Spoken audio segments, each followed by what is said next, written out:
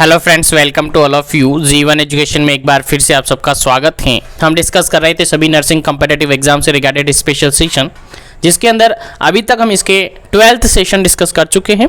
आज आपका 30 number session है, जिसके अंदर स्पेशली कम्युनिटी क्वेश्चन अपन डिस्कस कर रहे थे। लास्टली सेशन के अंदर काफ़ी सारे क्वेश्चन हमने डिस्कस किए जो कि काफ़ी इंपॉर्टेंट है आपके एग्जाम पॉइंट ऑफ व्यू से। इस सेशन के अंदर यानी 30 नंबर सेशन आज का आपका है, जिसके अंदर भी हम कम्युनिटी से रिगार्डेड क्वेश्चन डिस्कस करेंगे, जिसके अंदर जो कम्युनिकेबल डिजीजेज होती है उनके रिगार्डेड क्वेश्चन डिस्कस करेंगे, जिसके अंदर अपन थ्योरी पोर्शन और एमसीक्यूज दोनों को साथ लेकर चल रहे हैं। यानी जो भी एमसीक्यू जाता है उसके रिगार्डेड की पॉइंट्स अपन डिस्कस कर रहे हैं, उसके रिगार्डेड फुल एक्सप्लेनेशन के साथ अपन डिस्कस कर रहे थे। तो जो भी सेशन हो रखे हैं काफ़ी इंपॉर्टेंट है, और जो डेली सेशन होते हैं काफ़ी इंपॉर्टेंट है। और मैं 100% आपसे श्योरिटी के साथ कह दूं कि अगर डेली सेशन आप ले रहे हैं तो आने वाला हर एग्जाम आपकी मुट्ठी में होगा, आने वाला हर एग्जाम आपके साथ होगा, और आने वाला हर एग्जाम आपके लिए काफ़ी इंपॉर्टेंट होगा और आपको जरूर और 100% सिलेक्शन मिलेगा। तो इसी के साथ आज के सेशन को मैं स्टार्ट करता हूं। जो भी जुड़ चुके एक बार से सेशन को लाइक शेयर कर दीजिएगा, ताकि सभी तक सेशन पहुंच जाए, सभी सेशन का बेनिफिट ले सके। और जो भी चैनल पर पहली बार विजिट कर रहा है, बार बार विजिट करता है, चैनल को सब्सक्राइब नहीं किया तो कर लीजिएगा, ताकि इसी तरीके से कंटिन्यू सेशन आपको मिलता रहे। चलेगा, मैं सेशन को स्टार्ट करता हूं।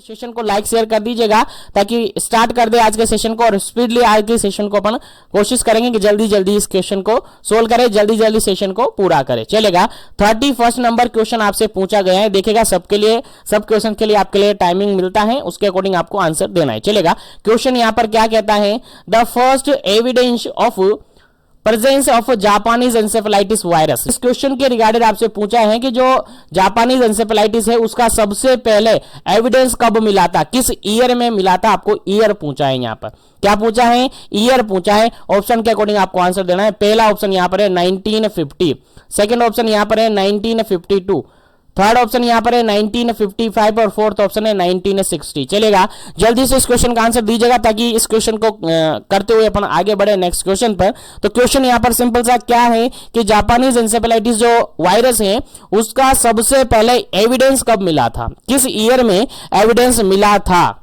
चलेगा, जल्दी से आपको आंसर बताना है क्या इसका करेक्ट आंसर होगा। चलिएगा, इस क्वेश्चन का जो बिल्कुल करेक्ट आंसर है that is option number B, बिल्कुल करेक्ट आंसर है। 1952 1952 के अंदर जापानीज एंसेफेलाइटिस वायरस का एविडेंस मिला था। कब मिला था, 1952 के अंदर। 1952 के अंदर क्या हुआ था, इसका क्या मिला था, एविडेंस मिला था। किसका, first evidence of Japanese encephalitis virus. Japanese encephalitis virus का सबसे पहले जो एविडेंस मिला था वो 1952 में मिला था। याद रहे, भूलना नहीं है। क्या याद रहे, भूलना नहीं है। एग्जाम में आपको as it is question repeat होते हुए दिख सकता है, एज इट इज क्वेश्चन मिल सकता है, इसलिए आपको बिल्कुल भूलना नहीं है, काफी इंपॉर्टेंट है। चलेगा, मैं नेक्स्ट क्वेश्चन पर पहुंचता हूं, और जो भी क्वेश्चन आपको याद नहीं रहता है उनको आप नोट कर लीजिएगा, आप नोटबुक के साथ में रखिएगा ताकि जो भी क्वेश्चन हो आप उसको नोट कर सकते हैं। चलेगा, आगे बढ़ते हैं। नेक्स्ट क्वेश्चन आपका है 32 नंबर। 32 नंबर क्वेश्चन कहता है, first case was reported of Japanese encephalitis. Japanese encephalitis पहला जो केस है कब रिपोर्ट हुआ था। एविडेंस तो आपको पता चल गया, एविडेंस कब मिला जापानीज एंसेफेलाइटिस के रिगार्डेड। सबसे पहला जो एविडेंस मिला था 1952 के अंदर। कब मिला था, 1952 के अंदर एविडेंस मिल गया था कि हाँ जापानीज एंसेफेलाइटिस वायरस होता है। ठीक है, उसके बाद यहां पर क्वेश्चन पूछा गया है कि फर्स्ट केस कब रिपोर्ट किया गया, जापानीज एंसेफेलाइटिस का पहला केस कब आइडेंटिफाई किया गया, कब रिपोर्ट किया गया। चलेगा, क्वेश्चन के अकॉर्डिंग आंसर देना है। क्वेश्चन समझ में आ गया होगा। फर्स्ट केस कब मिला था जापानीज एंसेफेलाइटिस का। पहला ऑप्शन यहां पर है 1950, सेकंड ऑप्शन यहां पर है 1952, थर्ड ऑप्शन यहां पर है 1955 और फोर्थ ऑप्शन है यहां पर 1960। चलेगा, जल्दी से क्वेश्चन का आंसर दे दीजिएगा क्या इसका करेक्ट आंसर होगा, देन अपन आगे बढ़ेंगे नेक्स्ट क्वेश्चन पर। चलेगा, जल्दी कीजिएगा क्या इसका करेक्ट आंसर होगा। First case of Japanese encephalitis काफी इंपॉर्टेंट क्वेश्चन है आपके एग्जाम पॉइंट ऑफ व्यू से, और उम्मीद करता हूं आपके एग्जाम में रिपीट हो सकता है। यहां पर क्वेश्चन कहा जा रहा था कि जापानीज एंसेफेलाइटिस का पहला केस कब मिला था, तो जापानीज एंसेफेलाइटिस का पहला केस मिला था आपका ऑप्शन नंबर थर्ड, बिल्कुल करेक्ट आंसर है 1955 में। 1955 के अंदर जापानीज एंसेफेलाइटिस का पहला केस मिला था। एविडेंस कब मिला सर? एविडेंस मिला था 1952 के अंदर। तो 1952 में एविडेंस मिला, 1952 के अंदर एविडेंस मिला, उसके 3 साल बाद इसका फर्स्ट केस आइडेंटिफाई कर दिया गया, रिपोर्ट कर दिया गया कि हाँ जापानीज एंसेफेलाइटिस वायरस है, तो उसके साथ ही ये कोजेटिव एजेंट भी है और ये कोज भी कर सकता है जापानीज एंसेफेलाइटिस। क्या कोज कर सकता है? जापानीज एंसेफेलाइटिस कोज कर सकता है। याद रखिएगा, इंपोर्टेंट है, क्वेश्चन काफी इंपोर्टेंट है, आपके एग्जाम में डायरेक्टली पुटअप हो सकता है, भूलना नहीं है। चलेगा, आगे बढ़ता हूं मैं नेक्स्ट क्वेश्चन पर। क्वेश्चन समझ में आ रहे तो लाइक शेयर करते रहेगा ताकि सभी तक पहुंच जाए, क्योंकि मेरा टारगेट है सभी तक ये पहुंचाना। चलेगा, क्वेश्चन है 33 नंबर। क्वेश्चन सिंपल सा ये पूछा है, respiratory tract infection is caused by bacteria. देखिए क्वेश्चन यहां पर सिंपल सा ये पूछा है कि जो रेस्पिरेटरी इन्फेक्शन होता है वो किसके थ्रू होता है, किस बैक्टीरिया के थ्रू होता है, जनरली किस बैक्टीरिया के थ्रू रेस्पिरेटरी इन्फेक्शन होता है। चलेगा, ऑप्शन के अकॉर्डिंग आंसर देना है। पहला ऑप्शन आपके पास है साल्मोनेला, सेकंड ऑप्शन है विब्रियो, थर्ड ऑप्शन है ई कोलाई, फोर्थ ऑप्शन है क्लेब्सेला। चलेगा, जल्दी से आपको आंसर देना है, क्या इसका करेक्ट आंसर होगा, फटाफट से कीजिएगा क्योंकि काफी इंपॉर्टेंट क्वेश्चन है आपके एग्जाम पॉइंट ऑफ व्यू से। चलेगा, जल्दी से बता दीजिएगा क्या इसका करेक्ट आंसर होगा। Respiratory infection, respiratory tract infection generally किसके थ्रू कोज होता है? साल्मोनेला, विब्रियो, ई कोलाई या फिर क्लेब्सेला। चलेगा, जल्दी से आपको आंसर देना है, क्या इसका करेक्ट आंसर होगा। फिर आगे बढ़ेंगे अपन नेक्स्ट क्वेश्चन पर।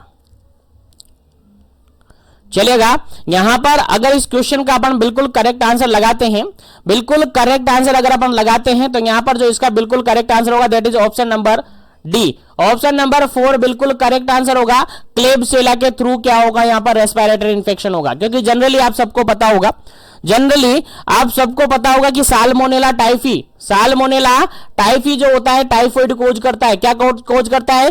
टाइफॉइड कोज करता है। विब्रियो कोलेरी जनरली डायरिया यानी कोलेरा कोज करता है, जनरली कोलेरा कोज करता है। और ई कोलाई भी डायरेक्टली जीआईटी सिस्टम से रिलेटेड है, अल्सर कोज करवाता है, जीआईटी सिस्टम से रिलेटेड है। तो बेसिकली ये जो 3 ऊपर के वाले जो ऑप्शन है बेसिकली ये जीआई सिस्टम से रिगार्डेड है। किस सिस्टम से रिगार्डेड है? जीआई सिस्टम से रिगार्डेड है, और बेसिकली ये जीआई सिस्टम से रिगार्डेड प्रॉब्लम कोज करते हैं। लेकिन क्लेब्सेला जो है जनरली रेस्पिरेटरी इन्फेक्शन करवाता है। क्या करवाता है? रेस्पिरेटरी इन्फेक्शन करवाता है। इसलिए इस क्वेश्चन का राइट आंसर आपका क्या होगा? रेस्पिरेटरी इन्फेक्शन के रिगार्डेड क्लेब्सेला आपका बिल्कुल करेक्ट आंसर हो गया। अगर यहीं पर मैं आपको बताऊं, क्लेब्सेला के अलावा और कौन यहां पर एक तरीके से रेस्पिरेटरी इन्फेक्शन करवा सकता है, तो बैक्टीरिया की अगर अपन बात करें तो बैक्टीरिया की बात करने के साथ अगर अपन कहे बैक्टीरिया कौन कौन करवाता है, तो एक बैक्टीरिया होता है जिसको आप जानते होंगे हीमोफिलस इन्फ्लुएंजा। एच इन्फ्लुएंजा आप कह सकते हैं। हीमोफिलस इन्फ्लुएंजा जो होता है ये भी रेस्पिरेटरी इन्फेक्शन कोज करवाता है। उसके अलावा आपका क्लेब्सेला हो गया, क्लेब्सेला भी आपका रेस्पिरेटरी इन्फेक्शन करवाता है। उसके अलावा आप स्टेफाइलोकोकल, क्या स्टेफाइलोकोकल, जनरली ये ऑप्शन में आपको मिलेंगे। अगर क्वेश्चन ऐसे इसी तरीके से क्वेश्चन पूछे जाएंगे तो हो सकता है यहाँ क्लेब्सेला की जगह दूसरा कोई ऑप्शन आपको पूछा जाए। तो यहां पर एच इन्फ्लुएंजा आपको दिया जा सकता है, स्टेफाइलोकोकस आपको दिया जा सकता है। उसके अलावा एक ऑप्शन और दिया जा सकता है जिसको आप जनरली लीजियोनेला कहते हैं। क्या कहते हैं? लीजियोनेला कहते हैं। क्या कहते हैं? लीजियोनेला आप कहते हैं। याद रखिएगा, नाम पहली बार सुन रहे होंगे, लेकिन ये भी आपका क्या करवाता है? रेस्पिरेटरी ट्रैक्ट इन्फेक्शन करवाता है। याद रहे, भूलना नहीं है। अगर यहीं पर अपन कहें कि वायरस कौन करवाता है, कौन सा वायरस आपका रेस्पिरेटरी इन्फेक्शन करवाता है जनरली, तो याद रखिएगा वायरस की अगर अपन बात करें तो एडेनो वायरस। कौन सा वायरस? Adeno virus. जनरली अगर मैं बात कहूं वायरसेस की को रेस्पिरेटरी इन्फेक्शन कौन करवाता है, तो बैक्टीरिया की बात की अपन ने, क्लेब्सेला बैक्टीरिया, एच इन्फ्लुएंजा है, स्टेफाइलोकोकस है। ये आपको याद रखना है बेसिकली एग्जांपल में, और क्वेश्चन के अंदर जो ऑप्शन मिलेंगे वो ऐसी तरीके से आपको ऑप्शन मिलेंगे। अगर वायरस की बात करें तो जनरली आपका जो एडेनो वायरस होता है वो कोज करवा सकता है आपका रेस्पिरेटरी इन्फेक्शन। उसके अलावा आपका जो एंटेरो वायरस है ये भी जनरली क्या करवा सकता है? रेस्पिरेटरी इन्फेक्शन कोज करवा सकता है। उसके अलावा जनरली आपने राइनो वायरस का नाम सुना होगा। Rhino virus generally running nose करवाता है, बिल्कुल ये भी आपका रेस्पिरेटरी इंफेक्शन कोज करवा सकता है।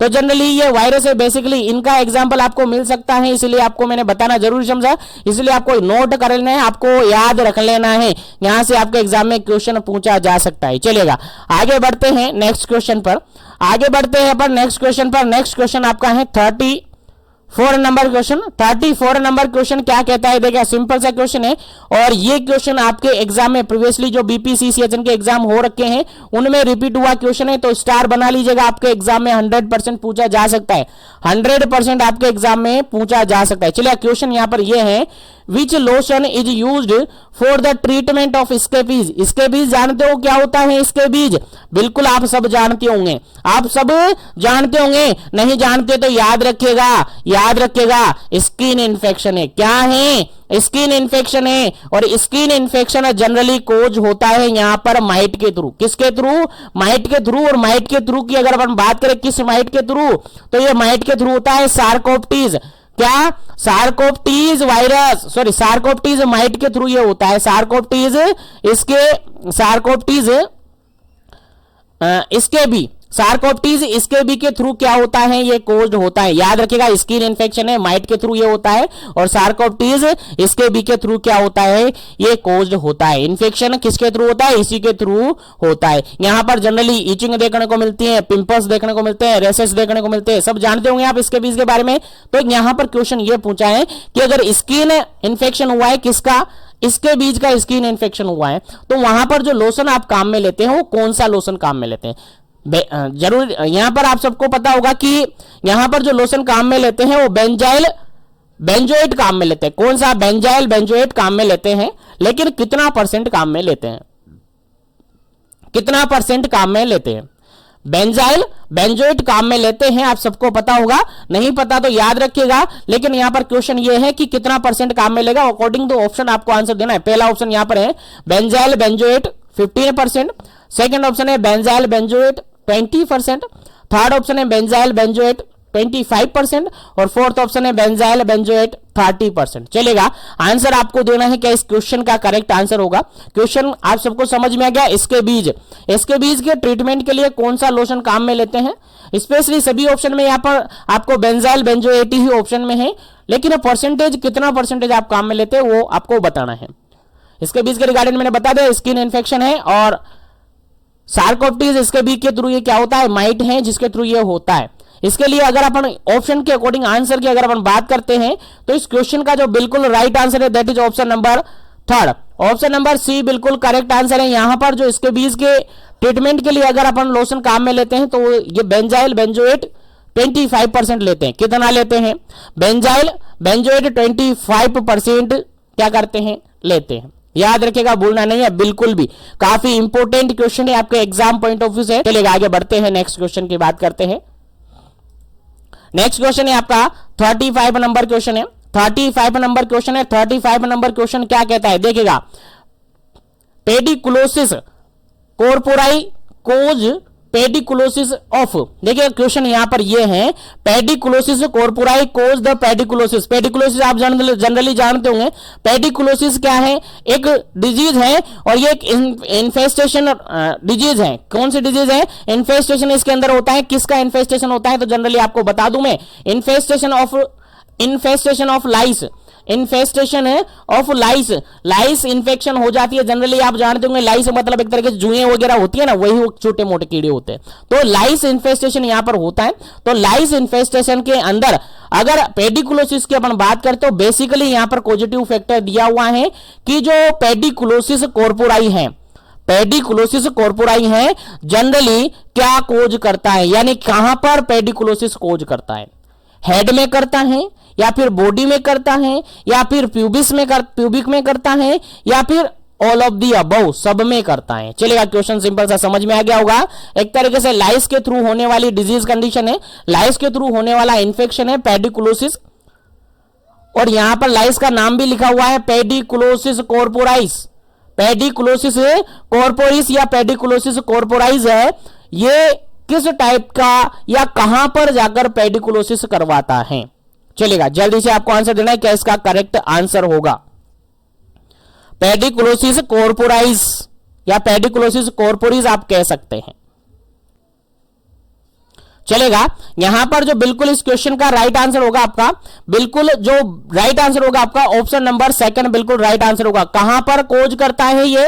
बॉडी में। पेडिकुलोसिस कहां पर कोज करता है? बॉडी के अंदर ये कोज करता है। अब मैं आपको बता दूं, पेडिकुलोसिस जनरली लाइस से होने वाला है, लाइस से होने वाला इन्फेस्टेशन है। क्या है? इन्फेस्टेशन है, इन्फेस्टेशन है, याद रखेगा, लाइस से होने वाला इन्फेस्टेशन है, यानी infestation of lice that known as पेडिकुलोसिस।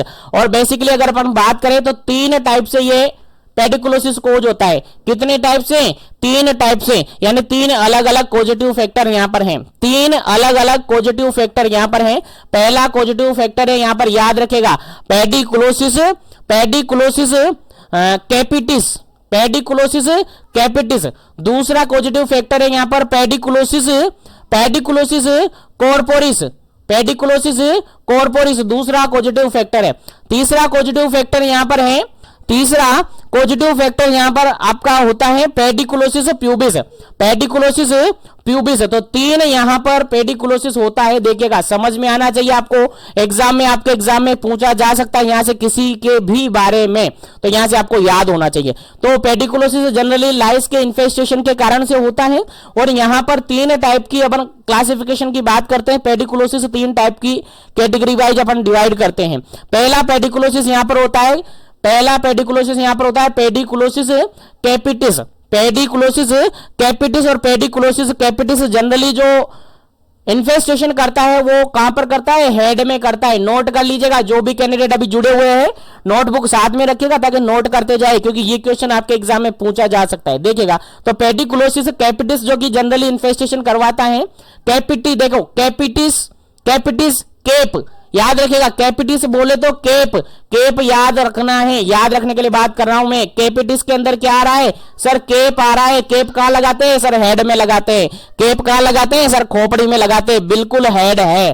तो पेडिकुलोसिस कैपिटिस की अगर बात करें तो केप, केप बोले तो हेड, तो हेड के अंदर इन्फेस्टेशन करवाता है। याद रखिएगा, पेडिकुलोसिस कैपिटिस की अगर बात करें तो केप मतलब हेड होता है, तो हेड के अंदर क्या करवाता है? ये इन्फेस्टेशन करवाता है। चलेगा, अगर अपन बात करें यहां पर थर्ड वाले ऑप्शन की, पेडिकुलोसिस प्यूबिस, पेडिकुलोसिस प्यूबिस, तो प्यूबिस कहां की बात होती है? सर प्यूबिक की बात होती है, सर प्यूबिस के अंदर करवाता है। तो पेडिकुलोसिस प्यूबिस की बात की जाएगी तो कहां पर कोज होगा, कहां पर इन्फेस्टेशन होगा? तो प्यूबिस के अंदर होगा, यानी प्यूबिक के अंदर होगा। बचा रिमेनिंग बचा हुआ है जिसको पेडिकुलोसिस कॉर्पोरिस कहते हैं। पेडिकुलोसिस कॉर्पोरिस, कॉर्पोरिस मतलब बॉडी के अंदर, इतना याद रखिएगा। 3 यहां पर है आपके पास, और तीनों के अंदर मैंने 2 के अंदर आपको बता दिया। कैपिटिस मतलब केप आ रहा है यानी हेड में, और प्यूबिस मतलब प्यूबिक में। रिमेनिंग क्या होगा?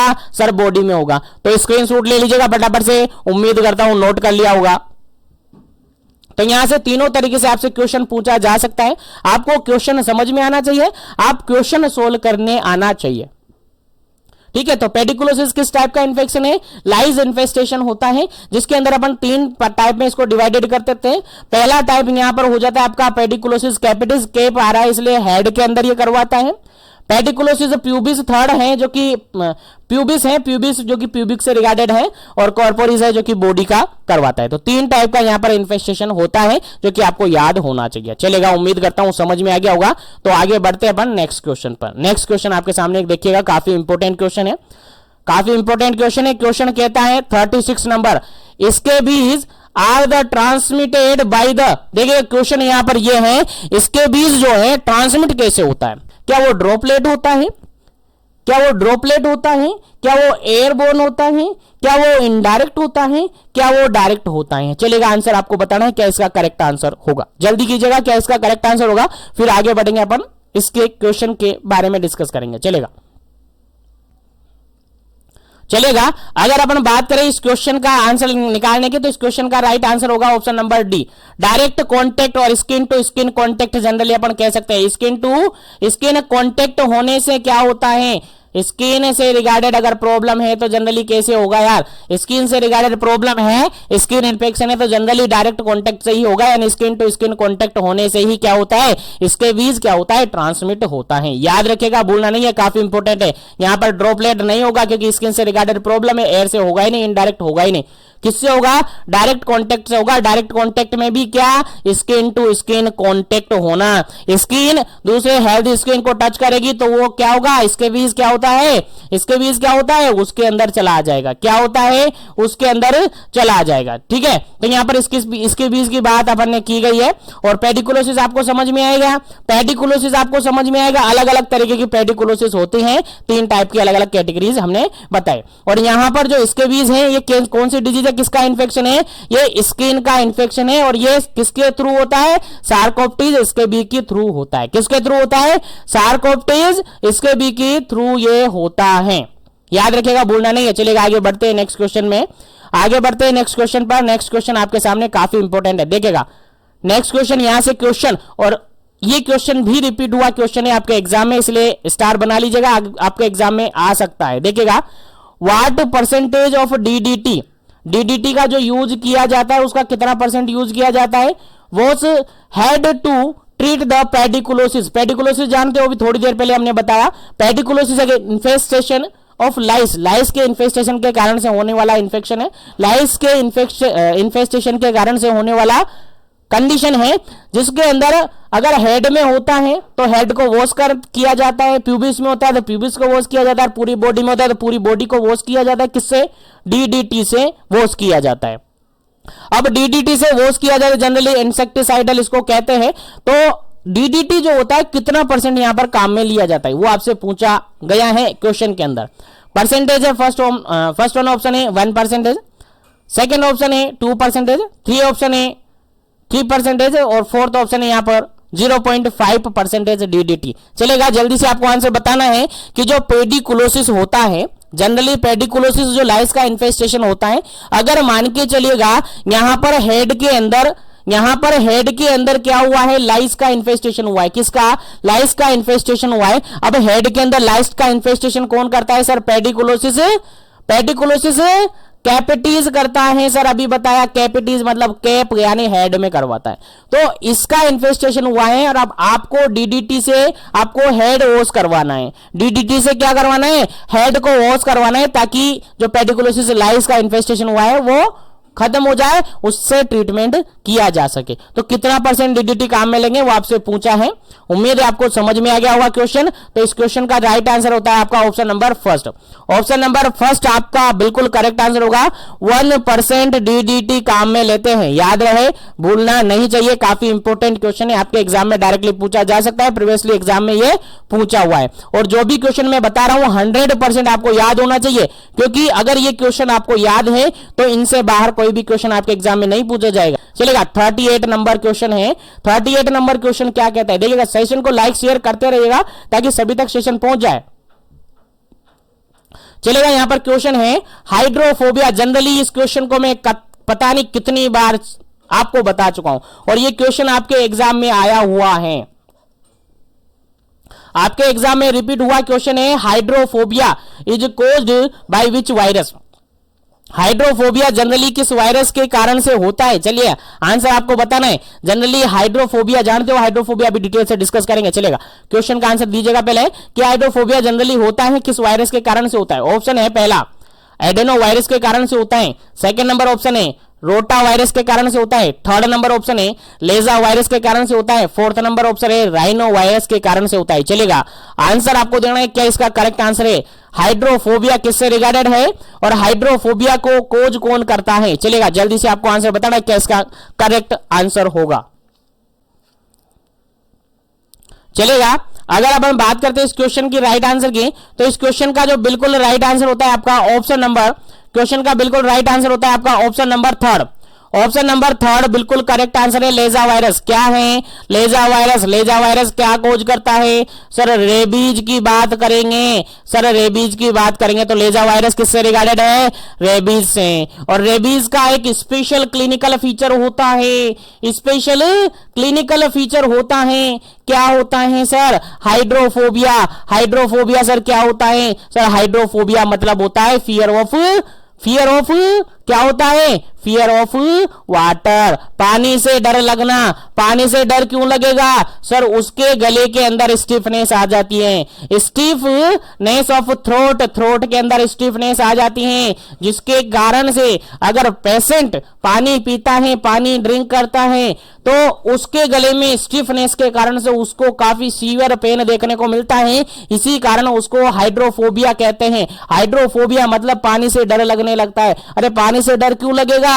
जब वो पानी पिएगा तो दर्द इतना होगा, उसको पेन इतना होगा कि वो पानी ही नहीं पिएगा, इसलिए उसको डर लगेगा। तो जनरली किससे रिगार्डेड है? लेजा वायरस से रिगार्डेड है। लेजा वायरस क्या कोज करवाता है? सर रेबीज कोज करवाता है। और रेबीज किससे रिगार्डेड है? सर आपके डॉग बाइट से रिगार्डेड है। और डॉग बाइट में क्लिनिकल फीचर होता है हाइड्रोफोबिया। हाइड्रोफोबिया क्या होता है? Fever of water. Fever of water क्यों होता है? क्योंकि उसकी नेक के अंदर जो थ्रोट है, उसके अंदर जो मसल्स हैं, उनके अंदर स्टिफनेस आ जाता है, जिसके कारण से पेशेंट को काफी सीवियर पेन होता है जब वो ड्रिंक करता है, जब वो पानी पीता है। इसीलिए इस क्वेश्चन का राइट आंसर आपका क्या हो जाता है? लेजा वायरस बिल्कुल करेक्ट आंसर है इस क्वेश्चन का। चलेगा आगे बढ़ते हैं नेक्स्ट क्वेश्चन पर। उम्मीद है क्वेश्चन समझ में आ रहे होंगे, तो सेशन को लाइक शेयर करते रहिए ताकि इसी तरीके से कंटिन्यू सेशन आपको मिलते रहे और सभी तक ये क्वेश्चन पहुंच सके, ताकि सभी सेशन का बेनिफिट ले सके। चलेगा नेक्स्ट क्वेश्चन की अगर अपन बात करें तो नेक्स्ट क्वेश्चन है आपका 39 नंबर क्वेश्चन। और 39 नंबर क्वेश्चन सिंपल सा ये कह रहा है, whooping cough is another name of which disease. whooping cough है जो जनरली किस डिजीज का अदर नेम होता है? whooping cough। चलेगा जल्दी से आपको बताना क्या इसका करेक्ट आंसर होगा, उसके बाद आगे बढ़ेंगे नेक्स्ट क्वेश्चन के बारे में पढ़ेंगे। चलेगा पहला ऑप्शन यहाँ पर डिप्थीरिया, सेकंड ऑप्शन है यहाँ पर पर्टुसिस, थर्ड ऑप्शन है यहाँ पर पोलियो, फोर्थ ऑप्शन है यहाँ पर डेंगू। चलेगा जल्दी से आपको आंसर बताना है क्या इस क्वेश्चन का राइट आंसर होगा। whooping cough जनरली किसका अदर नेम होता है? जल्दी फटाफट से कीजिएगा। चलेगा इस क्वेश्चन का जो जनरली बिल्कुल करेक्ट आंसर है that is option number B, बिल्कुल करेक्ट आंसर है पर्टुसिस। जो whooping cough है वो पर्टुसिस का अदर नेम है। सर whooping cough और पर्टुसिस क्या? सर whooping cough और पर्टुसिस जो होता है एक कम्युनिकेबल डिजीज है, और जनरली ये किसके थ्रू कोज होता है? तो ये आपको याद रखना है बोर्डेटेला। क्या? बोर्डेटेला किसके थ्रू होता है? बोर्डेटेला। बोर्डेटेला पर्टुसिस के थ्रू क्या होता है? ये कोज होता है। याद रखिएगा बोर्डेटेला पर्टुसिस के द्वारा क्या होता है? कोज होता है। कौन? ये आपका whooping cough यानी पर्टुसिस। whooping cough यानी पर्टुसिस, इसके अंदर इंटेंस कफ देखने को मिलती है। क्या देखने को मिलती है? इंटेंस कफ देखने को मिलती है। इंटेंस कफ से मतलब क्या? सर कफिंग तो बहुत ज्यादा होती है, कफिंग तो बहुत ज्यादा होती है। बिल्कुल याद रखिएगा, इंपॉर्टेंट क्वेश्चन है आपके एग्जाम पॉइंट ऑफ व्यू से, एग्जाम में पूछा जा सकता है। चलिए आगे बढ़ते हैं, नेक्स्ट क्वेश्चन के बारे में डिस्कस करते हैं। नेक्स्ट क्वेश्चन है आपका 40 नंबर क्वेश्चन। नेक्स्ट क्वेश्चन है 40 number question. 40 number question simple सा ये पूछा है, Hansen disease, Hansen disease is also known as, Hansen disease generally किसको कहते हैं? किसका अदर नेम होता है हैंसन्स डिजीज? एग्जाम में रिपीट हुआ क्वेश्चन है, आपके एग्जाम में प्रीवियसली पूछा हुआ है, देखिएगा इंपॉर्टेंट है। चलेगा पहला क्वेश्चन है जीका इन्फेक्शन, सेकंड ऑप्शन है लेप्रोसी, थर्ड ऑप्शन है चिकनगुनिया, फोर्थ ऑप्शन है डिप्थीरिया। चलेगा जल्दी से आपको आंसर बताना है कि हैंसन्स डिजीज है वो जनरली किसका अदर नेम है। फटाफट से ऑप्शन के अकॉर्डिंग आपको आंसर देना है, फटाफट से जल्दी कीजिएगा क्या इसका करेक्ट आंसर होगा। चलेगा इस क्वेश्चन की अगर बिल्कुल अपन बात करें, इस क्वेश्चन की अगर बिल्कुल अपन बात करें तो इस क्वेश्चन का जो बिल्कुल राइट आंसर होता है आपका option number second. Option number second leprosy. जो लेप्रोसी होता है उसका अदर नेम होता है आपका क्या होता है, Hansen's disease. Hansen disease leprosy का अदर नेम होता है, याद रहे, आपको याद होना चाहिए, इंपॉर्टेंट क्वेश्चन है आपके एग्जाम पॉइंट ऑफ व्यू से। चलेगा, इस क्वेश्चन का राइट आंसर क्या हो गया आपका, option number second. Option number second बिल्कुल राइट आंसर है, लेप्रोसी का अदर नेम होता है हैंसन्स डिजीज। चलेगा, आगे बढ़ते हैं नेक्स्ट क्वेश्चन पर, आगे बढ़ते हैं नेक्स्ट क्वेश्चन पर। नेक्स्ट क्वेश्चन आपके एग्जाम पॉइंट ऑफ व्यू से काफी इंपोर्टेंट है, आपको याद होना चाहिए। देखिए क्वेश्चन ये कहता है बीसीजी वैक्सीन, क्वेश्चन क्या कहता है, बीसीजी वैक्सीन के रिगार्डेड क्वेश्चन है कि BCG vaccine is given, BCG vaccine कब दिया जाता है। सिंपल सा क्वेश्चन है, काफी इंपोर्टेंट क्वेश्चन है लेकिन सिंपल सा क्वेश्चन है और ऑलमोस्ट सभी को याद होगा। बीसीजी वैक्सीन कब दिया जाता है, फटाफट से आंसर दीजिएगा। फर्स्ट वन ऑप्शन है 8 बर्थ, सेकंड वन ऑप्शन है 6 वीक, थर्ड वन ऑप्शन है 10 वीक और फोर्थ वन ऑप्शन है D1 ऑप्शन है यहाँ पर 14 वीक। चलेगा, जल्दी से आपको आंसर देना है कि बीसीजी वैक्सीन को कब लगाया जाता है, फटाफट से, ज्यादा टाइम नहीं देंगे क्योंकि इंपोर्टेंट क्वेश्चन है और आप सबको याद होगा।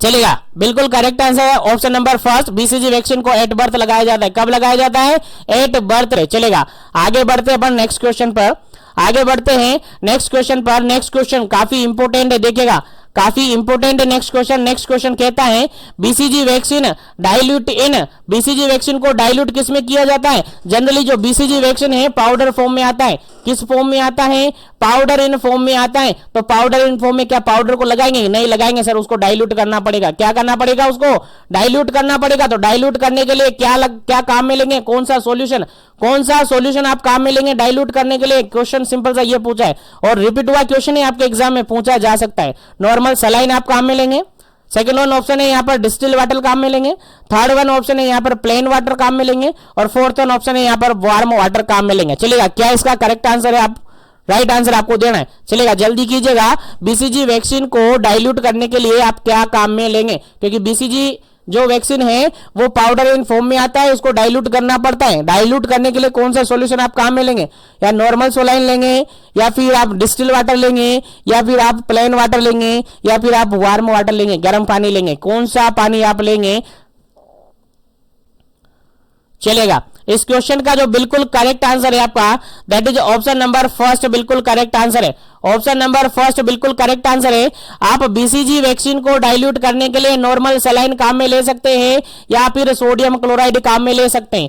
नॉर्मल सलाइन या फिर सोडियम क्लोराइड काम में ले सकते हैं। आप डिस्टिल वाटर नहीं लेंगे, प्लेन वाटर नहीं लेंगे, वार्म वाटर नहीं लेंगे। लेकिन आपको याद रखना है, अगर ऑप्शन में सोडियम क्लोराइड दिया है तो सोडियम क्लोराइड भी आप ले सकते हैं। अगर ऑप्शन में नॉर्मल सलाइन दिया है तो नॉर्मल सलाइन भी आप काम में ले सकते हैं। याद रहे, कौन सा डाइल्यूट आप करेंगे, नॉर्मल सलाइन से करेंगे। सर ऑप्शन में नॉर्मल सलाइन नहीं होगा तो फिर आंसर क्या होगा, सर सोडियम क्लोराइड होगा।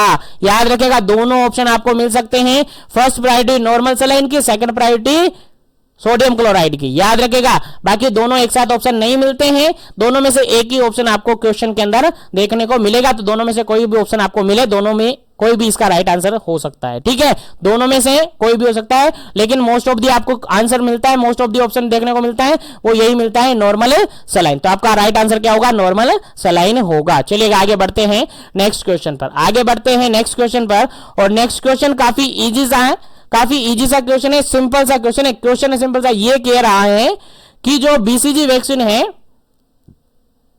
Just a minute, BCG vaccine है उसको कितने टेम्परेचर पर स्टोर करके रखा जाता है।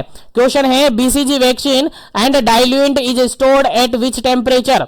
बीसीजी वैक्सीन को और जो डाइल्यूशन आप करते हैं, डाइल्यूएंट उसमें मिलाते हैं यानी कि सोडियम क्लोराइड या फिर जो नॉर्मल सलाइन है NS है, उसको आप कितने टेम्परेचर पर क्या करते हैं, स्टोर करते हैं। चलेगा, टेम्परेचर आपको बताना, फटाफट से आंसर बताएगा। पहला ऑप्शन है -2 डिग्री सेंटीग्रेड से -8 डिग्री सेंटीग्रेड। सेकंड ऑप्शन है यहां पर +2 डिग्री सेंटीग्रेड से +8 degree centigrade. Third number option है -1 डिग्री सेंटीग्रेड से -5 डिग्री सेंटीग्रेड। फोर्थ ऑप्शन है यहां पर -1 डिग्री सेंटीग्रेड से -5 डिग्री सेंटीग्रेड। चलेगा, जल्दी से आपको बताना, इनको प्लस कर लीजिएगा। फोर्थ ऑप्शन है, फोर्थ ऑप्शन में आप माइनस की जगह प्लस कर लीजिएगा, बाकी सेम है। चलेगा, आंसर आपको बताना है। पहला क्वेश्चन ये कहता है कि बीसीजी वैक्सीन और डाइल्यूएंट जो होता है यानी सोडियम क्लोराइड या फिर नॉर्मल सलाइन होती है, उसको आप कितने टेम्परेचर पर स्टोर करके रखते हैं? आंसर आपको देना है, फटाफट से आंसर दीजिएगा क्या इसका करेक्ट आंसर होगा। कितने टेम्परेचर पर आप इसको स्टोर करके रखते हैं? बीसीजी वैक्सीन को कितने टेम्परेचर पर आप स्टोर करके रखते हैं? चलेगा। इस क्वेश्चन का जो बिल्कुल करेक्ट आंसर होता है आपका, इस क्वेश्चन का बिल्कुल करेक्ट आंसर होता है that is option number second. BCG vaccine को +2 से लेकर +8 डिग्री टेम्परेचर पर रखते हैं। +2 से लेकर +8 डिग्री सेंटीग्रेड टेम्परेचर पर रखा जाता है। किसको रखा जाता है? किसको रखा जाता है? बीसीजी वैक्सीन को। सर याद रखना है, सर आपको याद रखना है कहां पर जनरली इसको ILR के अंदर रखा जाता है, आइस लिंक्ड रेफ्रिजरेटर के अंदर इसको रखा जाता है। बाकी ये आपसे नहीं पूछा जाएगा लेकिन आप याद रख लीजिएगा।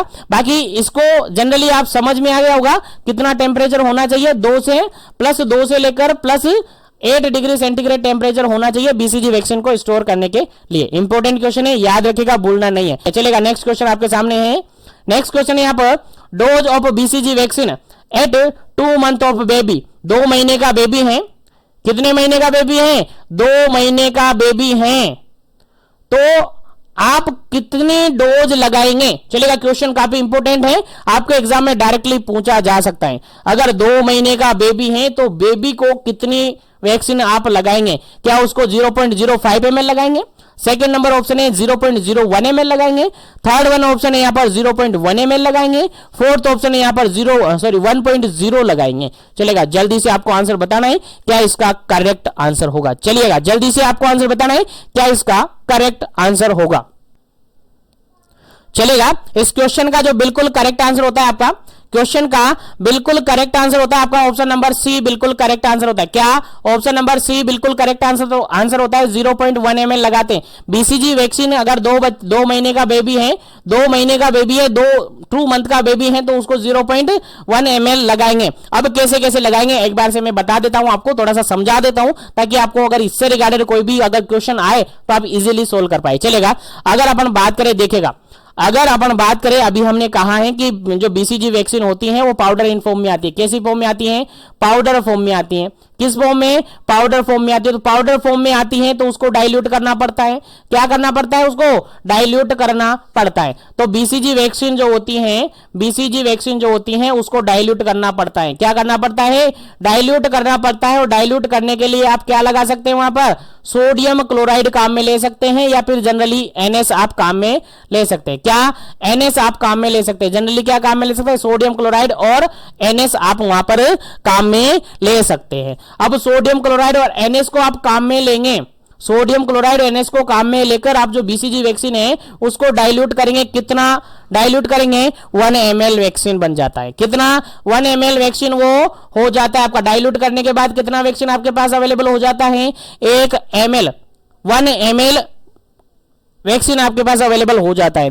और इसके अंदर अपन डोज का कैलकुलेशन करें, अगर डोज का कैलकुलेशन करें तो यहां पर जो डोज इसकी होती है, इसकी जो डोज होती है यहां पर 10 डोज भी हो जाती है और 20 डोज भी हो जाती है। कैसे? देखिए, क्वेश्चन आपसे यहां से डोज से रिगार्डेड क्वेश्चन पूछा जा सकता है कि अगर बीसीजी वैक्सीन है उसको आपने डाइल्यूट किया, 1 ml में डाइल्यूट होती है, ठीक है, तो 1 ml आपके पास बीसीजी वैक्सीन कंप्लीट हो गई है। अब बताओ कि आपने उस वैक्सीन से आपने वैक्सीन लगाए, उस वैक्सीन से आपने वैक्सीन लगाए और सभी अभी जितने भी वैक्सीन आपने लगाए वो कितने मंथ के थे बेबी? वो अंडर 4 वीक के बेबी थे। अंडर 4 वीक के बेबी थे, यानी 1 महीने से कम के बेबी थे। तो बताओ कितनी डोज आप लगाएंगे? तो बताओ कितनी डोज आप लगाएंगे? सिंपल सा क्वेश्चन है, आपको आना चाहिए कितना डोज आप लगाएंगे। बताइए फटाफट से, कितना डोज लगाएंगे? जल्दी कीजिएगा। तो 1 ml यहां पर क्या है आपका? वैक्सीन है। 1 ml वैक्सीन है। अब यहां पर 2 कंडीशन आपको याद रखनी है, अभी ऑटोमेटिकली क्वेश्चन आपके सामने निकल जाएगा। 1 ml वैक्सीन आपके पास कंप्लीट हो गई। अब देखिएगा, अगर 2 कंडीशन आप यहां पर फुलफिल करते हैं, लाइक अगर आप बेबी हैं, यानी कि बर्थ से लेकर बेबी है आपका 4 वीक, बर्थ से लेकर बेबी है 4 वीक तक का। कहां तक का? 4 वीक तक का। 4 वीक लगभग अपन कहे तो 1 मंथ का, कितना 1 मंथ का बेबी है, तो यहां पर और इस कंडीशन में जो डोज लगाई जाती है, इस कंडीशन में जो डोज लगाई जाती है बेबी को, वो लगाई जाती है 0.05 ml। कितना डोज लगाया जाता है? 0.05 ml डोज लगाया जाता है। याद रखना है, भूलना नहीं है बिल्कुल भी।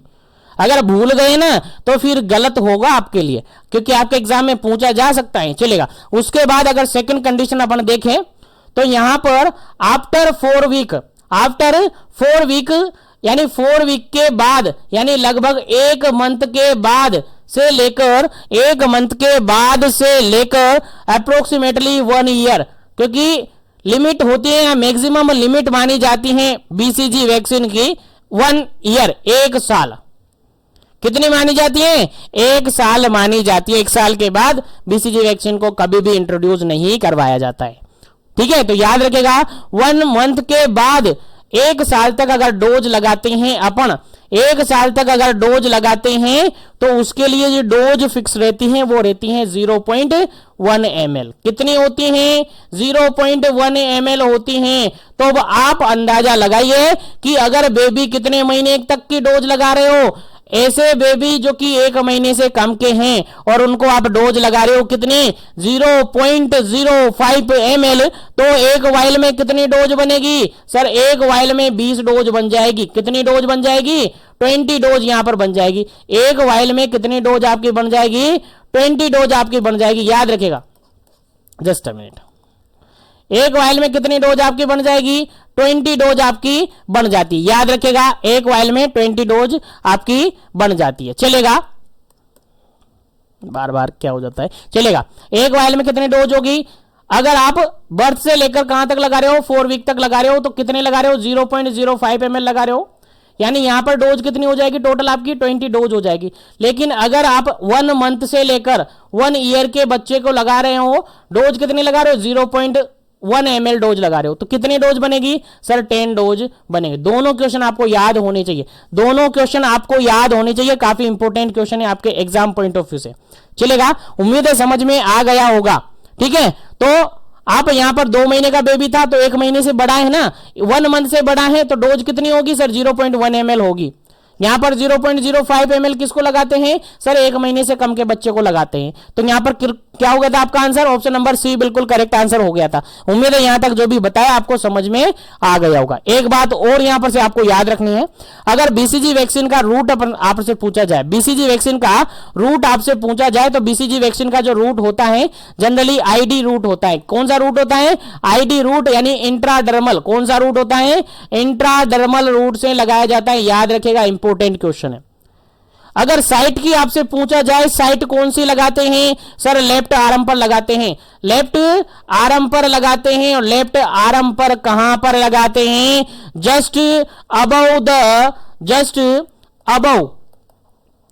above the insertion of deltoid muscle, just above the insertion of deltoid muscles पर लगाते हैं। याद रखेगा, इंपॉर्टेंट क्वेश्चन है। और बीसीजी के रिगार्डिंग जो भी क्वेश्चन बनना चाहिए था मैंने आपको बता दिया है। फिर भी अभी थोड़ी देर वेट कीजिएगा, आप और बताया जाएगा, डोंट वरी। चलेगा, नेक्स्ट क्वेश्चन आपके सामने, जो कि अभी थोड़ी देर पहले मैंने बताया, route of BCG vaccine. BCG vaccine का रूट क्या होता है? चलेगा, आंसर आपको देना है फटाफट से। बीसीजी वैक्सीन का रूट क्या होता है?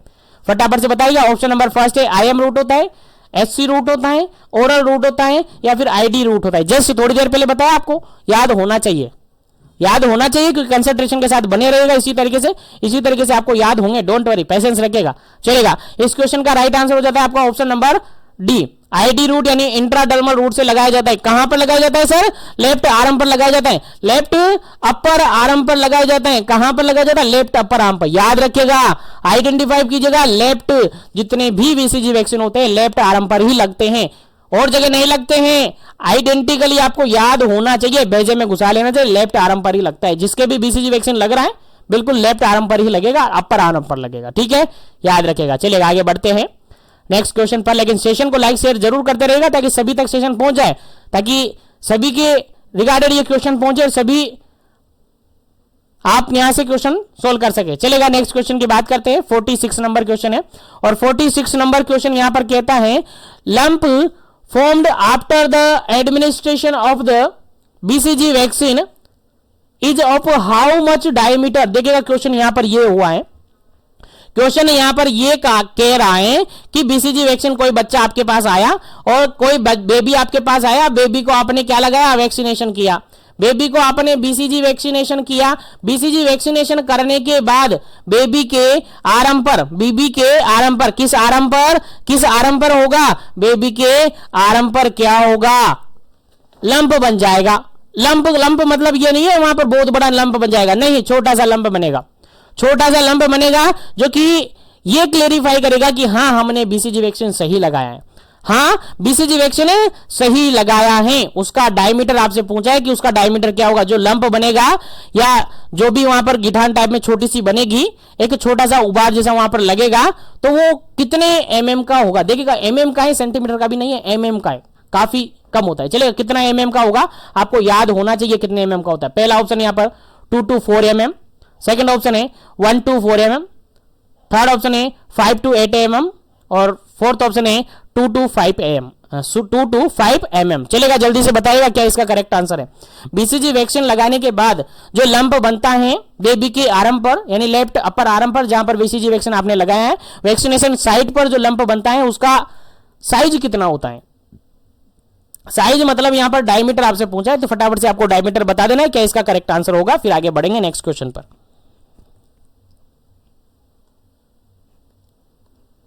चलेगा, इस क्वेश्चन का जो बिल्कुल राइट आंसर है that is option number C, बिल्कुल करेक्ट आंसर है। कितना डायमीटर होता है उसका डायमीटर होता है 5 से लेकर 8 mm का, कितना 5 to 8 mm का यहां पर लंप यानी कि पेप्यूल बनता है, लंप यानी कि पेप्यूल बनता है। कोई तो ये सोच रहा होगा सर वहां पर लंप मतलब लंप तो एक तरीके से गिठाने होती हैं, बड़ी बड़ी गिठाने होती है सर, वो बनेगा क्या, वो बनेगा क्या, नहीं सर ऐसा नहीं होता है सर, लंप तो कभी नहीं बनता है, लंप नहीं बनता है, पेप्यूल बनता है। मैं कह रहा हूं लंप मतलब छोटा सा एक पेप्यूल टाइप में बनेगा, एक छोटी सी, जैसे कि जो आपकी लाल चींटी होती है ना, लाल चींटी वो डंक करती है ना, लाल चींटी आपको काटती है तो वहां पर थोड़ी देर में जो गिटान हो जाती है ना, वैसे छोटा सा होगा, ज्यादा बड़ा नहीं होगा, तो उसी को पेप्यूल्स यहां पर कह सकते हैं। लंप से आपको कंफ्यूजन होता है, पेप्यूल्स आप रख सकते हैं। तो कितने एमएम का पेप्यूल होता है, 5 से लेकर 8 एमएम का पेप्यूल वहां पर बनता है, याद रखिएगा, भूलना नहीं है। यहां पर एक और क्वेश्चन में आपको बता दूं, एक और क्वेश्चन में यहां पर आपको बता दूं, यहां पर जो बीसीजी वैक्सीन अपन लगाते हैं, बीसीजी वैक्सीन लगाने के बाद वहां पर जो बीसीजी वैक्सीनेशन साइट है वहां पर 5 से लेकर 8 एमएम का जो क्या होता है लंप यानी कि पेप्यूल बन जाता है। तो पेप्यूल बनने के बाद वो धीरे धीरे क्या होता है उसमें चेंजेस होने लगता है, और धीरे धीरे चेंजेस होने लगने के बाद वहां पर एक अल्सरेशन होता है। अल्सरेशन वहां होने के बाद वहां पर एक स्कार बन जाता है। तो अल्सरेशन होने के बाद स्कार कब बन जाता है, यानी अल्सर बनने के बाद वहां पर वो अल्सर होगा, उसके अंदर एक तरीके से अल्सरेशन होगा, फिर वो धीरे धीरे मिट जाएगा, हील हो जाएगा, कंप्लीट हो जाएगा। कंप्लीट होने के बाद वहां पर एक स्कार बन जाएगा, स्कार बोले तो एक निशान वहां पर बन जाएगा। तो वो निशान कितने टाइम पीरियड के अंदर बन जाता है, कितने टाइम के अंदर वो निशान आपके वैक्सीनेशन साइट पर बन जाता है, बेबी की वैक्सीनेशन साइट पर बन जाता है। तो स्कार कब छोड़ता है, ये क्वेश्चन आपसे पूछा है। आपका आंसर होगा सर वो जो स्कार बनता है वो विद इन 10 to 12 वीक में बन जाता है। याद रखेगा, इंपॉर्टेंट क्वेश्चन है, नोट कर लीजिएगा फटाफट से। कितने टाइम पीरियड में वो स्कार बन जाता है सर, 10 से लेकर 12 वीक, लगभग ये मान के चलिए 10 से लेकर 12 वीक, मतलब कि 3 महीने समथिंग मान लीजिएगा, 3 मंथ समथिंग यहां पर मान लीजिएगा, वहां पर स्कार बन जाता है टोटली, और बिल्कुल फिर कोई दिक्कत नहीं होती है स्कार। और जितने भी वैक्सीनेशन हुए हैं बीसीजी के, सबके स्कार बने हुए हैं, मेरे भी बने हुए हैं, आपके भी बने हुए, देखो आपके लेफ्ट आर्म पर बने होंगे अगर आपने बीसीजी वैक्सीनेशन करवाया है तो, अगर नहीं करवाया तो फिर नहीं होगा। चलेगा, नेक्स्ट क्वेश्चन आपके सामने 47 नंबर, और सेशन के अंदर देखिएगा क्वेश्चन 47 नंबर क्या कहता है, in which disease formation of bluish white और grey membrane occur in throat, throat के अंदर, आपके गले के अंदर ब्लू व्हाइट और ग्रे कलर की एक मेम्ब्रेन बन जाती है, तो किस डिजीज कंडीशन के अंदर ऐसा होता है। क्वेश्चन सिंपल सा समझ में गया, क्वेश्चन सिंपल सा ये कह रहा है कि आपके गले के अंदर व्हाइट, ब्लू या ग्रे कलर की मेम्ब्रेन बन जाती है आपके थ्रोट के अंदर, तो वो किस डिजीज कंडीशन के अंदर होता है। पहला ऑप्शन यहां पर पर्टुसिस के अंदर होता है, सेकंड ऑप्शन है यहां पर जापानीज एंसेफेलाइटिस के अंदर होता है, थर्ड ऑप्शन है मीजल्स के अंदर होता है, फोर्थ ऑप्शन है यहां पर डिप्थीरिया के अंदर होता है। चलेगा, जल्दी से आपको आंसर देना है कि इसका करेक्ट आंसर होगा, फटाफट कीजिएगा, क्या इसका करेक्ट आंसर होगा, जल्दी कीजिएगा। किसके अंदर यहां पर ब्लू व्हाइट ग्रे मेम्ब्रेन देखने को मिलती है, थ्रोट के अंदर, कौन सी डिजीज के अंदर ऐसा होता है, जल्दी कीजिएगा। चलेगा, इस क्वेश्चन का जो बिल्कुल राइट आंसर है आपका, इस क्वेश्चन का जो बिल्कुल राइट आंसर है that is option number D. Option number D बिल्कुल राइट आंसर है। डिप्थीरिया के अंदर जो डिप्थीरिया का इंफेक्शन होता है, डिप्थीरिया कंडीशन होती है, डिप्थीरिया डिजीज होती है या इंफेक्शन होता है, उसके अंदर आपके थ्रोट के अंदर ब्लू व्हाइट और ग्रे मेम्ब्रेन बन जाती है। याद रखिएगा, formation of blue white grey membrane in diphtheria किसके अंदर होता है, डिप्थीरिया के अंदर होता है। यहां से एक और क्वेश्चन मैं आपको बता दूं, यहां से एक और क्वेश्चन मैं आपको बता दूं, क्वेश्चन आपसे पूछा गया है, क्वेश्चन आपसे पूछा गया है कि डिप्थीरिया का अर्ली साइन सिम्टम क्या होता है, बताइए, अब आंसर आपको बताइए कि डिप्थीरिया का अर्ली साइन सिम्टम कौन सा होता है। आपके यहां पर ऑप्शन इस तरीके से थे, ऑप्शन इस तरीके से थे कि फीवर, आंसर बताना, फीवर। सेकंड नंबर ऑप्शन यहां पर था आपका सोर थ्रोट, क्या था, सोर थ्रोट था। थर्ड नंबर ऑप्शन यहां पर था, थर्ड नंबर ऑप्शन यहां पर था फीवर हो गया, loss of hepatitis, loss of hepatitis, loss of हेपेटाइट, और फोर्थ ऑप्शन था यहां पर नन ऑफ दी अबव। चलेगा, जल्दी से आंसर आपको बताना है, नन ऑफ दी अबव। चलेगा, नन ऑफ दी अबव। चलेगा, जल्दी से आपको आंसर बताना है, डिप्थीरिया का अर्ली साइन सिम्टम क्या होता है। सबसे पहले डिप्थीरिया के अंदर कौन सा क्लिनिकल फीचर देखने को मिलता है। चलेगा, जल्दी से आपको आंसर बताना है, क्या इसका करेक्ट आंसर होगा।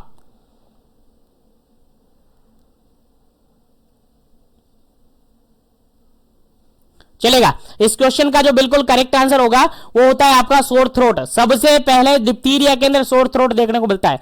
जैसे ही डिप्थीरिया का इंफेक्शन होता है, जैसे ही डिप्थीरिया का इंफेक्शन होता है, तो डिप्थीरिया का इंफेक्शन होते ही सबसे पहले क्लिनिकल फीचर देखने को मिलता है आपका सोर थ्रोट देखने को मिलता है। उसके बाद धीरे धीरे सारे क्लिनिकल फीचर आ जाते हैं, सारे क्लिनिकल फीचर आ जाते हैं, फीवर आ जाता है, लॉस ऑफ हेपेटाइट आ जाता है, उसके अलावा ये मेम्ब्रेन बनने लग जाती है, ब्लू व्हाइट ग्रे कलर की मेम्ब्रेन आपके थ्रोट के अंदर बनने लग जाती है, लेकिन सबसे पहले क्लिनिकल फीचर देखने को मिलता है आपका सोर थ्रोट, याद रखिएगा। उसके अलावा आपके लिम्फेडेनाइटिस हो जाता है, डिप्थीरिया जो टॉन्सिल्स वगैरह होती है उनका भी इंफेक्शन हो जाता है, तो काफी सारे सिम्टम्स बाद में देखने को मिलते हैं। लेकिन सबसे पहले अगर आपके एग्जाम पॉइंट ऑफ व्यू से याद रखना है तो पहला क्वेश्चन आपको याद रखना है, early symptoms of diphtheria that is sore throat, याद रखेगा।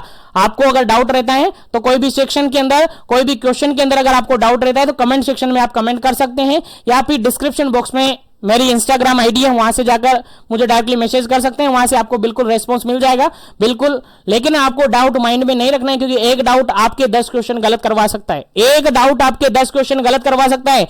और मैं चाहता हूं आपका एक डाउट 10 क्वेश्चन गलत नहीं करवाए, 10 क्वेश्चन आप करें एक डाउट की बदौलत, 10 क्वेश्चन आप मुझसे पूछे एक डाउट की बदौलत। इसीलिए आपको डाउट नहीं रखना है, क्वेश्चन पूछिए, कितने भी पूछे, जैसे जैसे मुझे टाइम मिलेगा वैसे वैसे मैं आपको रेस्पॉन्स 100% दूंगा, ठीक है। चलेगा, क्वेश्चन का आंसर आ गया आपका। क्वेश्चन सिंपल सा पूछा था, formation of blue and white grey membrane किसके अंदर होती है, तो डिप्थीरिया के अंदर होती है। अब यहीं पर मैं एक क्वेश्चन आपसे पूछ लेता हूं, यहीं पर मैं आपको एक क्वेश्चन पूछ लेता हूं कि जो ब्लू व्हाइट ग्रे जो मेम्ब्रेन आपको देखने को मिलती है, ब्लू व्हाइट ग्रे जो मेम्ब्रेन आपको थ्रोट के अंदर देखने को मिलती है, वो डिप्थीरिया इन्फेक्शन के कितने दिन बाद देखने को मिलती है।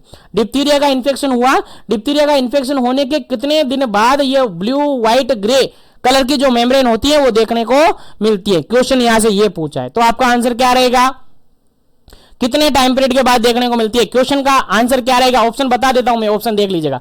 पहला ऑप्शन में दे दूं यहां पर 2 से 3 दिन, 2 to 3 डेज। सेकंड ऑप्शन यहां पर है 5 to 6 डेज। थर्ड ऑप्शन यहां पर है 1 वीक, 1 वीक के बाद। फोर्थ ऑप्शन है यहां पर 10 डेज। चलेगा, जल्दी से आपको आंसर बता देना क्या इसका करेक्ट आंसर होगा। ब्लू व्हाइट ग्रे कलर की जो मेम्ब्रेन है जो कि जनरली देखने को मिलती है डिप्थीरिया के अंदर, तो वो कितने दिन बाद देखने को मिलती है, इन्फेक्शन के कितने दिन में देखने को मिलती है। चलेगा, जल्दी कीजिएगा क्या इसका करेक्ट आंसर होगा। चलेगा। इसका करेक्ट आंसर होगा with in first number option है बिल्कुल करेक्ट आंसर इसका होगा, फर्स्ट नंबर ऑप्शन बिल्कुल करेक्ट आंसर होगा।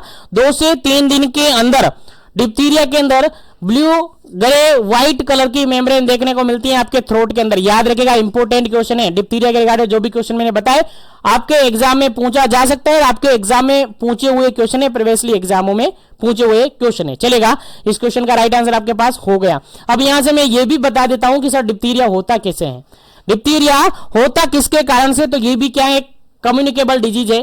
क्या है कम्युनिकेबल डिजीज है जो कि बैक्टीरिया के थ्रू होती है। किसके थ्रू होती है सर, बैक्टीरिया के थ्रू होती है। सर बैक्टीरिया कौन सा, सर कोरेन बैक्टीरियम डिप्थीरिया। क्या होता है कोरेन बैक्टीरियम डिप्थीरिया, बताऊं corynebacterium diphtheria, CORYNE bacterium, bacterium corynebacterium diphtheria, क्या डिप्थीरिया, डिप्थीरिया। ठीक है, तो याद रखिएगा इंपॉर्टेंट क्वेश्चन है, ये भी आपसे एग्जाम में पूछा जा सकता है, हालांकि सिंपल सा क्वेश्चन है लेकिन पूछा जा सकता है। चलिए आगे बढ़ते हैं नेक्स्ट क्वेश्चन पर। नेक्स्ट क्वेश्चन है आपका 48 नंबर क्वेश्चन, और क्वेश्चन क्या कहता है देखिएगा, क्वेश्चन सिंपल सा ये कहता है द डिप्थीरिया स्प्रेड बाई, ये लो बता दो, क्वेश्चन आ गए आपके सामने, डिप्थीरिया स्प्रेड कैसे होता है, किसके थ्रू स्प्रेड होता है। आप सबको पता चल गया डिप्थीरिया क्या होता है, किसके कारण हुआ है। डिप्थीरिया के अंदर क्लिनिकल फीचर सारे मैंने बता दिए। अब आपको बताना है कि डिप्थीरिया स्प्रेड कैसे होता है, ट्रांसमिट कैसे होता है, एक पर्सन से दूसरे पर्सन में जाता कैसे है, वो आपको बताना है। चलिए जल्दी से बताइए क्या इसका आंसर है। पहला ऑप्शन है यहां पर ओरल फीकल रूट से होता है। सेकंड वन ऑप्शन है यहां पर ड्रॉपलेट रूट से होता है। थर्ड वन ऑप्शन है यहां पर ट्रांसप्लेसेंटल रूट से होता है। फोर्थ नंबर ऑप्शन है यहां पर नन ऑफ दी अबव होता है। चलिएगा आंसर आपको देना है कि डिप्थीरिया जनरली किस रूट से ट्रांसमिट होता है। इंपॉर्टेंट क्वेश्चन है, स्टार बना लीजिएगा, आपके एग्जाम में रिपीट होगा 100%, आपके एग्जाम में रिपीट होगा। और मैं आपको बता दूं आपके एग्जाम में जो मोस्ट ऑफ दी क्वेश्चन पूछे जाते हैं 2 यूनिट से, बेसिकली कम्युनिकेबल नॉन कम्युनिकेबल और एक फर्स्ट वाले ब्लॉक से क्वेश्चन ज्यादा पूछे जाते हैं, बाकी से कम पूछे जाते हैं। 2 ब्लॉक है आपके, उनसे कम क्वेश्चन पूछे जाते हैं, इसलिए आपको याद रखने क्वेश्चन कहीं से भी कैसे पूछ सकता है, इसलिए मैं सभी क्वेश्चन के रिगार्डेड फोकस करता हूं। चलेगा 48 नंबर क्वेश्चन, डिप्थीरिया किसके थ्रू ट्रांसमिट होता है। चलेगा, इस क्वेश्चन का बिल्कुल राइट आंसर है ऑप्शन नंबर बी। इस क्वेश्चन का बिल्कुल राइट आंसर है आपका ऑप्शन नंबर बी, बिल्कुल करेक्ट आंसर है। ड्रॉपलेट मेथड से ये फैलता है। आपको याद हो और नहीं याद हो मैं अभी बता देता हूं, जो डिप्थीरिया है जनरली रेस्पिरेटरी सिस्टम से रिगार्डेड इन्फेक्शन है। कैसा इन्फेक्शन है, रेस्पिरेटरी इन्फेक्शन होता है। इसके अंदर कौन सा होता है, रेस्पिरेटरी इन्फेक्शन होता है। और जितने भी रेस्पिरेटरी इन्फेक्शन होते हैं जनरली किसके थ्रू ट्रांसमिट होते हैं, एयरबोर्न के थ्रू, ड्रॉपलेट के थ्रू ट्रांसमिट होते हैं। याद रखिएगा, जो आप स्नीजिंग करते हैं, कफिंग करते हैं, उनसे ड्रॉपलेट जाते हैं और दूसरे के कांटेक्ट में आते हैं, एक हेल्दी पर्सन के कांटेक्ट में आते हैं, हेल्दी पर्सन क्या हो जाता है, बीमार हो जाता है, उसको भी क्या हो जाता है, इन्फेक्शन हो जाता है। तो डिप्थीरिया जनरली ड्रॉपलेट मेथड से फैलता है, यानी एयरबोर्न है, क्योंकि डिप्थीरिया क्या है, रेस्पिरेटरी सिस्टम से रिगार्डेड इन्फेक्शन है। पोर्टल ऑफ एंट्री क्या है इसका, रेस्पिरेटरी इन्फेक्शन है। याद रखिएगा इंपॉर्टेंट क्वेश्चन है, बिल्कुल याद होना चाहिए। बेसिकली ड्रॉपलेट हो गया, उसके अलावा जितने भी फॉर्मेट हैं ड्रॉपलेट हैं, उनका डायरेक्टली कांटेक्ट होने से भी क्या होता है, ट्रांसमिट होता है। अगर यहां पर ड्रॉपलेट ऑप्शन में नहीं होता तो फिर यहां पर ऑप्शन होगा आपका डायरेक्ट कांटेक्ट। क्या, direct contact with format, direct contact with format, ये ऑप्शन आपके एग्जाम में मिल सकता है। तो याद रखिएगा इंपॉर्टेंट क्वेश्चन है आपके एग्जाम पॉइंट ऑफ व्यू से। चलेगा आगे बढ़ते हैं नेक्स्ट क्वेश्चन पर। नेक्स्ट क्वेश्चन आपके सामने काफी सिंपल सा यार, डीपीटी के regarded.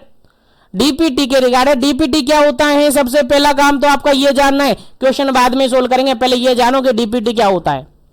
Sir DPT full form आपसे एग्जाम में पूछी गई है, याद रखिएगा, भूलना नहीं है। आप सोचे कि नहीं पूछे जाएंगे, हम कम्युनिटी हेल्थ ऑफिसर है, हमसे ऐसे सिंपल से क्वेश्चन नहीं पूछे जाएंगे, हम तो हार्ड क्वेश्चन के आंसर देने वाले हैं। नहीं, अच्छे के तोते उड़ जाते हैं जब सीधे क्वेश्चन डाले जाते हैं।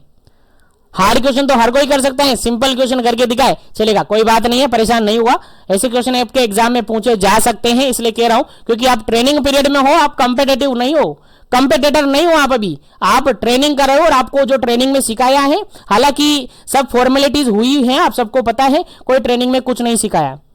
काफी सारी जगह तो एक तरीके से क्लिनिकल प्रैक्टिस भी नहीं हुई होगी, है ना। तो ऐसे सब कुछ फॉर्मेलिटीज हैं, लेकिन आपको याद होना चाहिए आप ट्रेनिंग पीरियड के अंदर हो, आपने ट्रेनिंग ली है, अपने आप से कह देना है ट्रेनिंग ली है हमने और हम ट्रेनिंग के बेसिस पे ही एग्जाम दे रहे हैं, हम कंपटीशन नहीं दे रहे। तो कंपटीशन पढ़ने की जरूरत नहीं है आपको, केवल ट्रेनिंग का पढ़िए, मस्त रहिए। चलेगा। डीपीटी होती है आपके डिप्थीरिया, पर्टुसिस और टिटनस। डिप्थीरिया, पर्टुसिस और टिटनस, देखिएगा तीन इन्फेक्शन के रिगार्डेड ये प्रिवेंशन देता है। किसके रिगार्डेड? क्वेश्चन ऐसे भी पूछ सकता है कि डीपीटी किन किन डिजीज के रिगार्डेड, किन किन इन्फेक्शन के रिगार्डेड आपको प्रिवेंशन देता है। तो आपका पहला ऑप्शन होगा यहां पर डिप्थीरिया। डिप्थीरिया के रिगार्डेड क्या करता है? ये प्रिवेंशन करवाता है। दूसरा यहां पर प्रिवेंशन करवाता है पर्टुसिस। सर पर्टुसिस तो हमें ऑप्शन में ही नहीं मिलेगा, पर्टुसिस तो आपको ऑप्शन में ही नहीं दिया जाएगा। अब बताओ क्या करेंगे, अब बताओ क्या करेंगे? 3-4 ऑप्शन आपको दे देंगे अलग अलग करके, लेकिन पर्टुसिस आपको ऑप्शन में नहीं देंगे। पर्टुसिस की जगह क्या देंगे वो ऑप्शन में? आपको याद है क्या?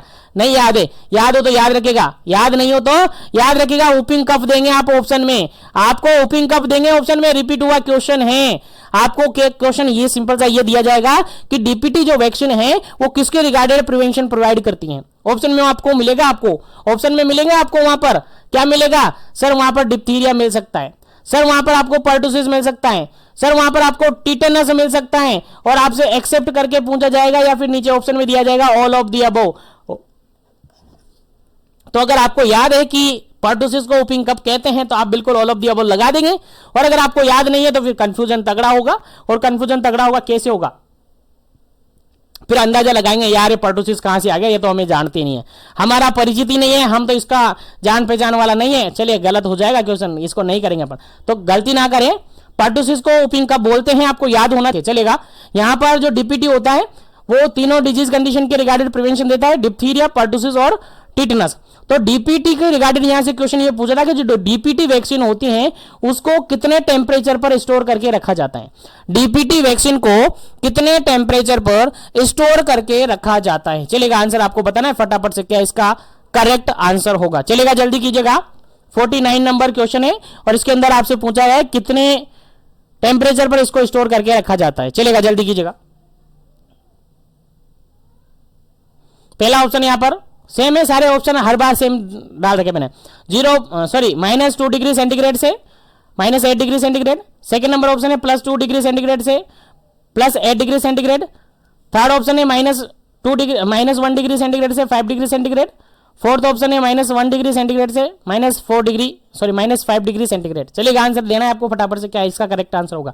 49 नंबर क्वेश्चन का करेक्ट जो आंसर होगा वो बिल्कुल वही होगा जो आपको याद है। चलेगा, ऑप्शन नंबर सेकंड बिल्कुल करेक्ट आंसर है। +2 से लेकर +8 डिग्री सेंटीग्रेड इसका टेम्परेचर रखा जाता है, उसी पर इसको स्टोर करके रखा जाता है। याद रखना है, आपको भूलना नहीं है, ठीक है। तो +2 डिग्री सेंटीग्रेड से +8 डिग्री सेंटीग्रेड पर इसको क्या किया जाता है? रखा जाता है, याद रखेगा। और डिप्थीरिया के रिगार्डेड सेक टेस्ट काम में लिया जाता है, याद रखेगा। सेक टेस्ट बिल्कुल वाइल को सेक करने के लिए भी काम में लिया जाता है। डिप्थीरिया को याद रखेगा, वाइल सेक टेस्ट होता है। वाइल को सेक करके जनरली आपको याद होना चाहिए, वाइल सेक टेस्ट कहां पर काम में लिया जाता है? यहां पर काम में लिया जाता है डिप्थीरिया के अंदर। चलिएगा, आगे बढ़ते हैं नेक्स्ट क्वेश्चन पर। नेक्स्ट क्वेश्चन सिंपल सा ये पूछा है। चलिएगा, नेक्स्ट क्वेश्चन क्या पूछा है, चलिए समझ लेते हैं। नेक्स्ट क्वेश्चन क्या पूछा है? नेक्स्ट पूछा है, देखिएगा, एक मिनट रुक जाइएगा।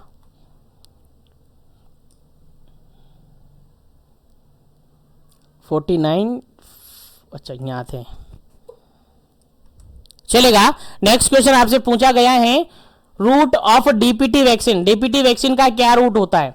चलेगा, जल्दी से बताइएगा, डीपीटी वैक्सीन का क्या रूट होता है? फटाफट से बता दीजिएगा क्या इसका करेक्ट आंसर है। डीपीटी वैक्सीन का रूट आपसे पूछा है, IM route, SC route, oral route या फिर ID रूट। फटाफट से बताइए क्या इसका करेक्ट आंसर होगा, किस रूट पर लगाते हैं। चलेगा, इस क्वेश्चन का जो बिल्कुल करेक्ट आंसर है that is option number first.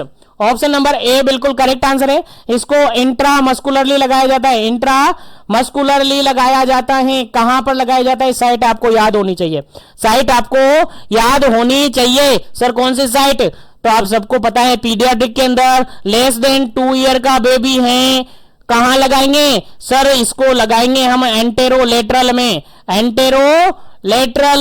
Anterolateral side of thigh, anterolateral side of thigh, thigh के अंदर लगाएंगे, एंटेरोलेटरल साइड ऑफ थाई।